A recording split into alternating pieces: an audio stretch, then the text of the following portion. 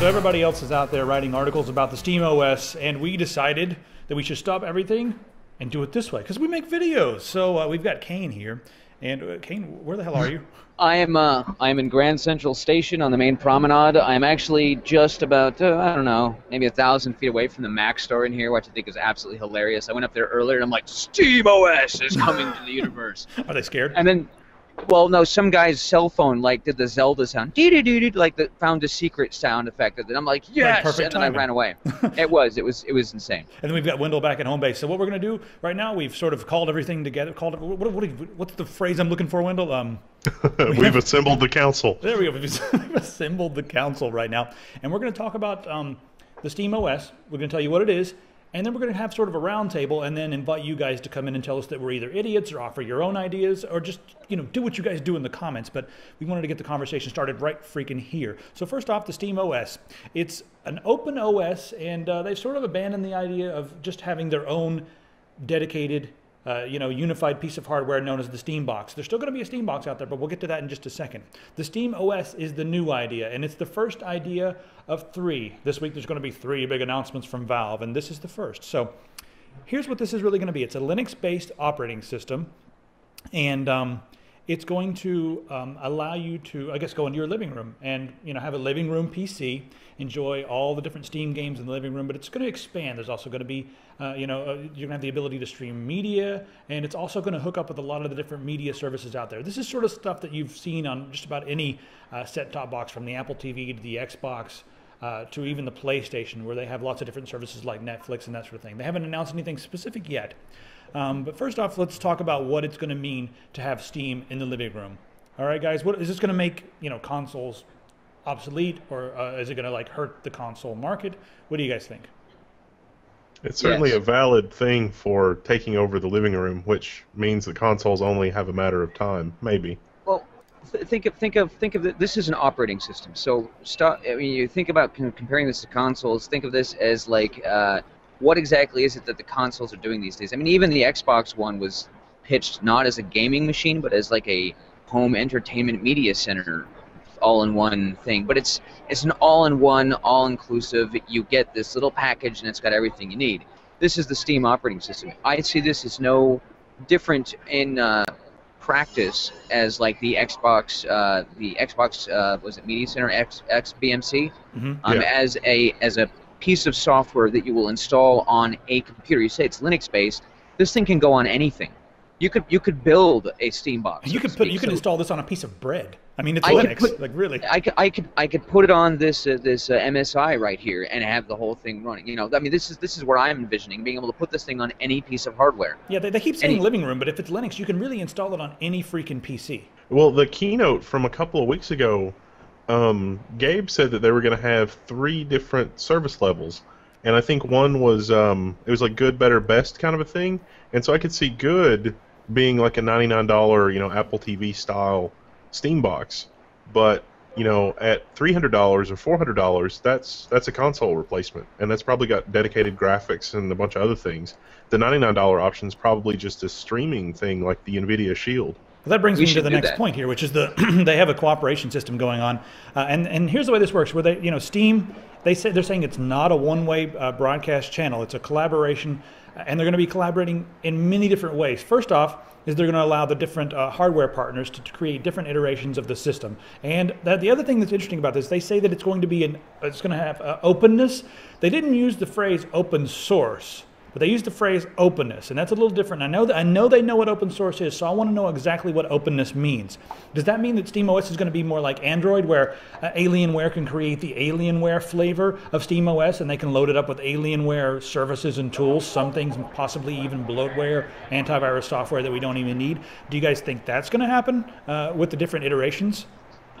No, I think what he means by openness, just reading what they're talking about here, the cooperating system here, is that I think what they mean by openness is that you're going to have a Valve-controlled piece of software, and you can put it on anything, or you can have them. They can build it into anything. I mean, this is what I'm interpreting on this. Is that it says it means that the hardware industry can iterate, iterate in the living room is much faster paced, meaning that you can build a computer that's now, and then 6 months from now you can upgrade parts and pieces of it, but still leave the right same here. OS. I mean, what about this? It says users can alter or replace any part of the software or hardware they want.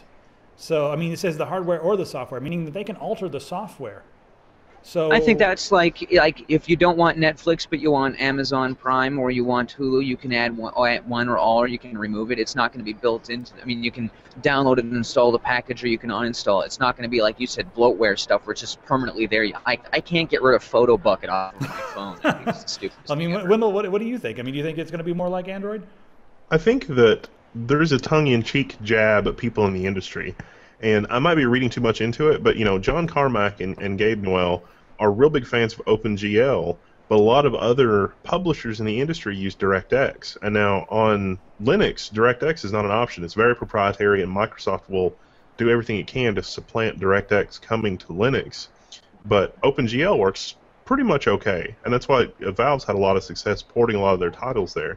With the streaming option, you can still run DirectX on your Windows machine, so it's not as big of a deal. But I think that it's going to be a little bit of an issue because DirectX is not open, and they're sort of saying, well, this is an open platform and developers can use it. And so I think we'll have greenlight developers and indie developers, which have had very good commercial success with Steam, on this platform. And I think that's more what they're talking about with the openness. Yeah, they want people to be able to collaborate. They want the content creators to be able to directly communicate with the gamers while they're developing the games. And I'm sure we're going to hear more about that because the whole cooperation system right now sort of has a vague statement here.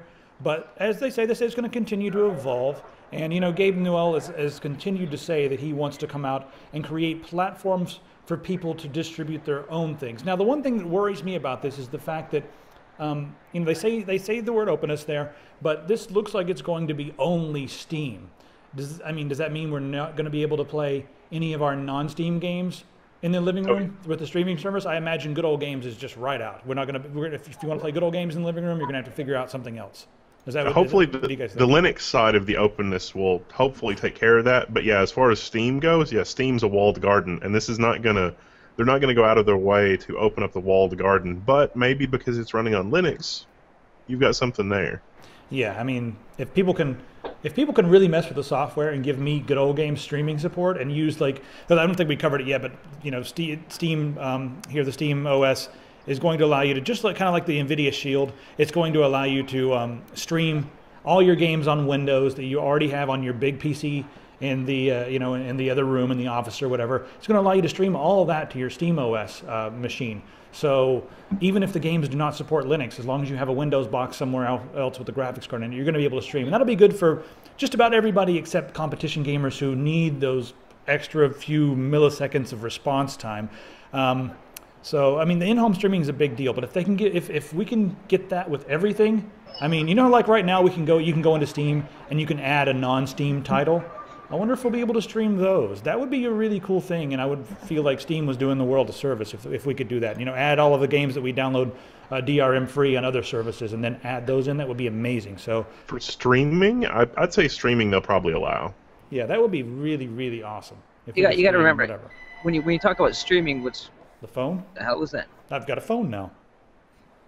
You got to remember, one of the things that when it comes to streaming, all you're really doing is you're just taking whatever is being outputted on the video card in your PC, you're encoding it into like an H.264 stream, and you're tossing it across your network. That's all that's really happening. That's what happens with the Shield. I mean, that's all that's happening with the Shield. That's what's happening with the grid. That's how the grid works.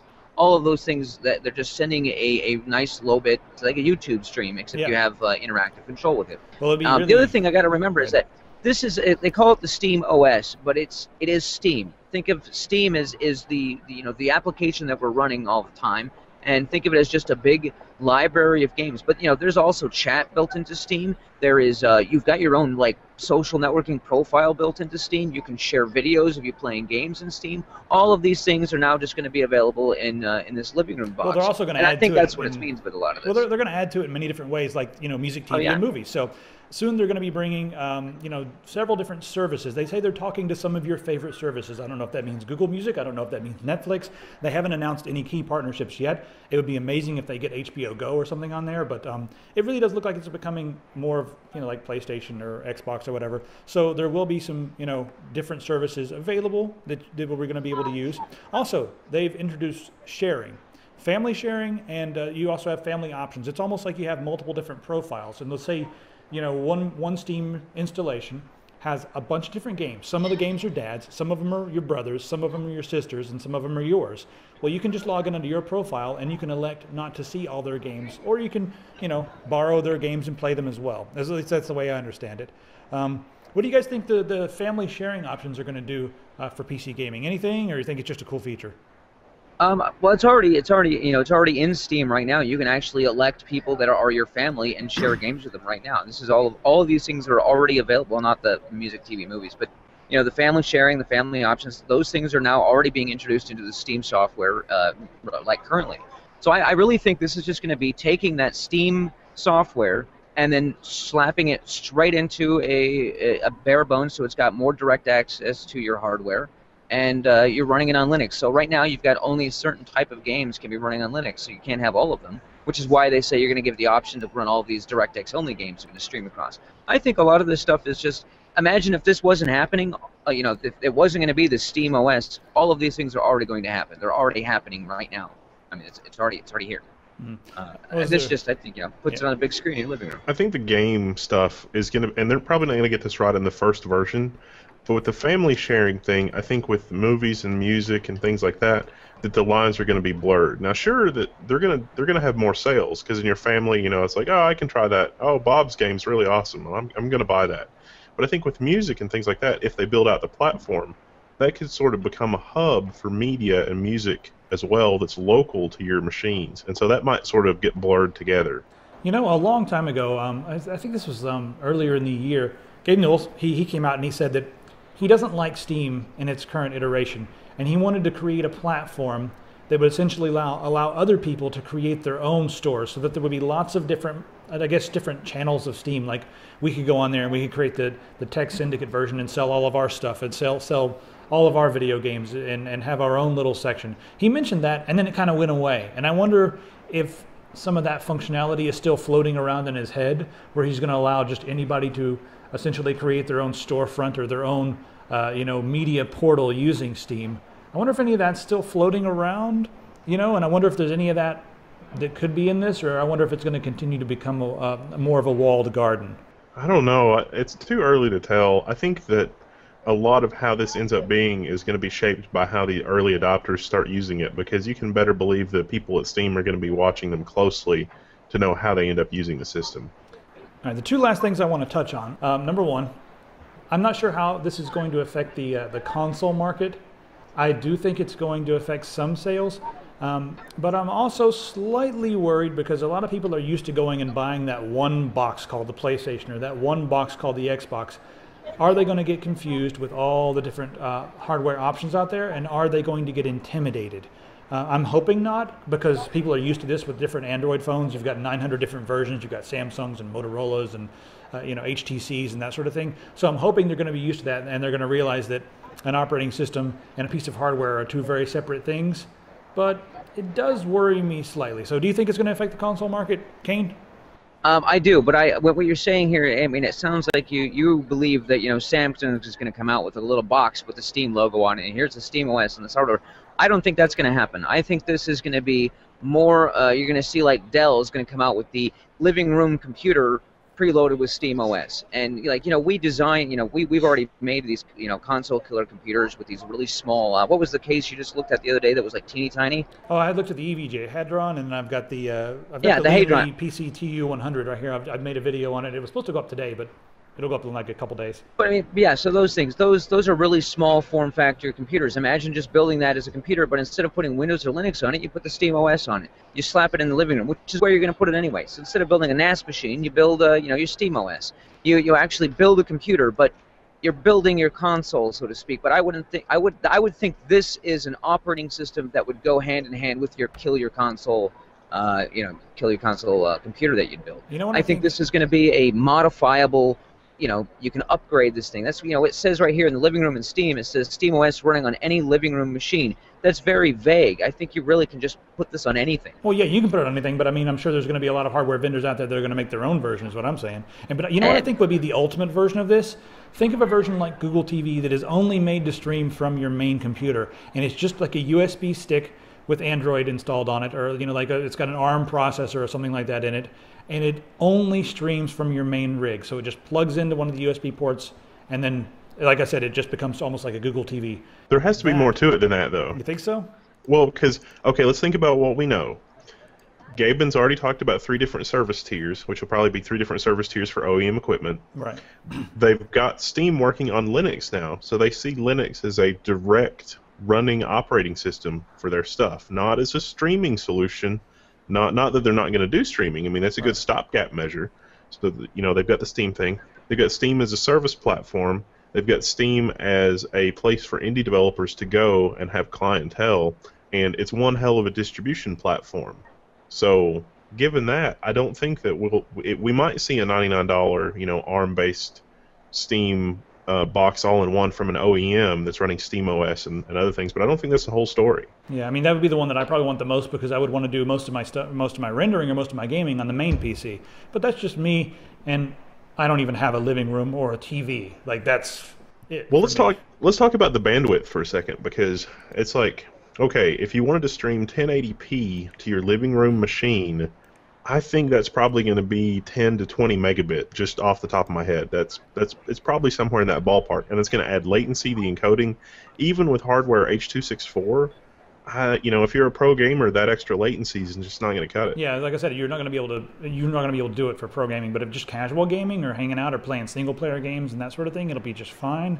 I mean, go play Rayman at 1080p, it should be just fine. You'll need a decently fast router. Wireless G is not going to cut it at all, but wireless in and wireless AC are going to be just fine. And if you're running a hard line to the system, I mean, it's not going to be that fast. I mean, but it's not going to be that slow either. I can't see it being terrible. I mean, playing games on the NVIDIA Shield, that was streaming, and I mean, we're playing Batman Arkham City or whatever, Arkham Asylum or whatever it was, and it was playing just fine. I mean, yeah, there was literally a 3 millisecond or 4 millisecond delay between the screens. You could barely see it. And only on review of the video, over and over again, could I actually see that there was a delay there.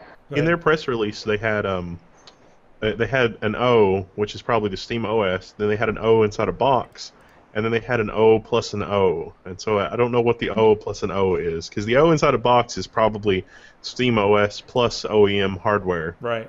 But maybe not. And what's the O plus an O? Half-Life 3. Confirmed.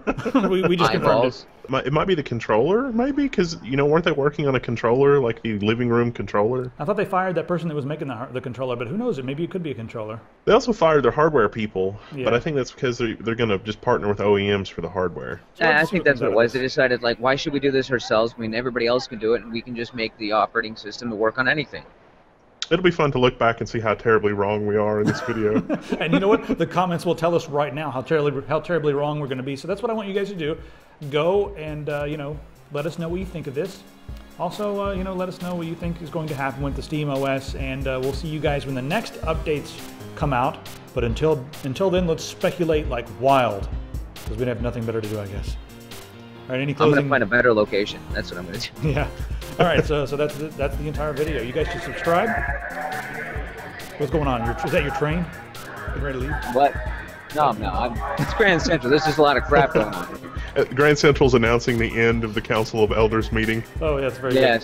All right, so subscribe and let us know what you think, and I'll see you guys next time.